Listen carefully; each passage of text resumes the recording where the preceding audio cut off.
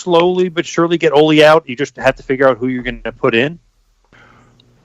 Well, we had such a great run with the original Horsemen, which included Ole, and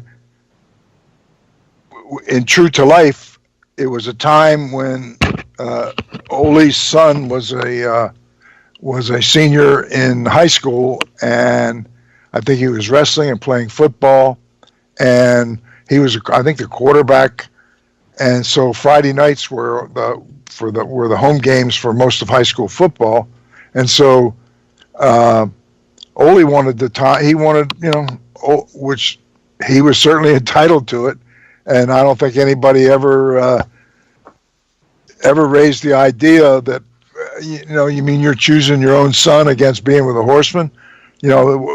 We cared enough about each other legitimately on a personal level that here was a guy, Ole, this is his son is only going to be a senior that one time and quarterback on the football team. And so Ole is going to travel to all the road games and whatever, and which meant he missed some shots. And we were all, hey, no problem. So it was a real life situation that created a scenario for Luger to come in where Ole was. And he wanted to watch his son, Brian, and obviously do sports and things like that, and he wanted to be a father, which is good, but doesn't kind of align up with the Horsemen. And I love that promo where Tully says to Ole, go play or go hang out with your snot-nosed kid or something, and Ole snaps on him. Yep. It's just like the perfect way to kind of break up the group. Yeah, and it was totally in character for Tully to say something like that. And you can understand Ole's character and having Tully, we used to laugh and smile when Tully would say things to other people because he was one of us. But when he fired on Ole, and Ole just, reaction slapped him and we had to separate him. And if I remember right, this happened out of an interview, and the confrontation between the two of them came right at the end as they were about to go off the air, and they went off of the set, and they're over there, and there's chairs and stuff, and there's curtains, and in other words, it was people looking and say, well, wait a minute, they never show off the set right next to it. This is something really has happened here, and that in heightened the impact of what happened.